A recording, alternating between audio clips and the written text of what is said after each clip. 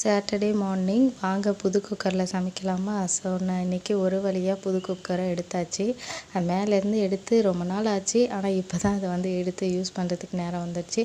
பெரிய பையனுக்கு சாப்பாடு கொடுக்கல, அவனுக்கு மத்தியானம் செஞ்சு கொண்டு போகணும் அப்படின்னு சொல்லிட்டு எடுத்து வச்சுட்டு இருந்தேன். அதுக்குள்ளே ஜூஸ் போட்டு வச்சுருந்தேன். அதில் பாதி குடிச்சிட்டு அவங்க வந்து நீ குடி, உடம்பு பார்த்துக்கோ, நீ தான் உன் உடம்பு பார்த்துக்கணும்னு ஒரே அறிவுரை காலையிலே. சரி ஓகே அப்படின்னு சொல்லிட்டு அதுக்கப்புறம் நான் சமைக்க ஸ்டார்ட் பண்ணியாச்சு. இது 5 லிட்டர் குக்கரு. இண்டக்ஷன் ஸ்டவ்லேயே வைக்கலாம். ஆனால் வந்து இண்டக்ஷன் ஸ்டவ் இருக்குது, ஆனால் நான் யூஸ் பண்ண மாட்டேன். கரண்ட்டு பில்லு 500 யூனிட்டுக்கு மேலே ஏறுறதுனால என்னமோ சொல்லுவாங்கள்ல, என்கிட்டயே இருக்குது ஆனால் வந்து யூஸ் பண்ண மாட்டேன். அந்த மாதிரி கதை தான்.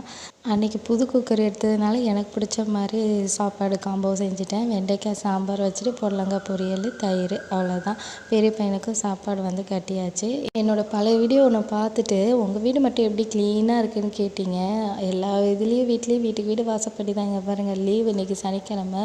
அட்டை பாக்ஸ் எடுத்து கத்திரிக்கோல் எடுத்து கட் பண்ணி அவனே எடுத்து க்ளீன் பண்ண சொல்லுவேன். இப்போல்லாம் வந்து நம்ம வந்து கத்துறதே கிடையாது. ஒரு பார்வை ஒன்றே போதுன்ற மாதிரி அப்படியே பளிச்சுன்னு எல்லாத்தையும் க்ளீன் பண்ணிடுவார். சரி, இன்றைக்கி ஒரு கமெண்ட் பார்க்காங்களா, அது நேர்லேயே வந்து என்னோடய ஹஸ்பண்ட் கிட்டே உன் ஒய்ஃப் வந்து தினைக்கும் ஒரு வீடியோ போட்டுடுறாங்க, அது எப்படி அப்படின்னாங்க. இது போடுறத மட்டும்தான் பார்க்குறீங்க, அதுக்கு பின்னாடி எவ்வளோ கஷ்டம் இருக்குது, எவ்வளோ டைம் ஸ்பெண்ட் பண்ணுறது, அதுக்கு நேரத்தை ஒதுக்கி எடிட்டிங் வேலை நிறைய இதெல்லாம் இருக்குது. ஸோ முடிஞ்ச அளவுக்கு அப்ரிஷியேட் பண்ணுங்கள்.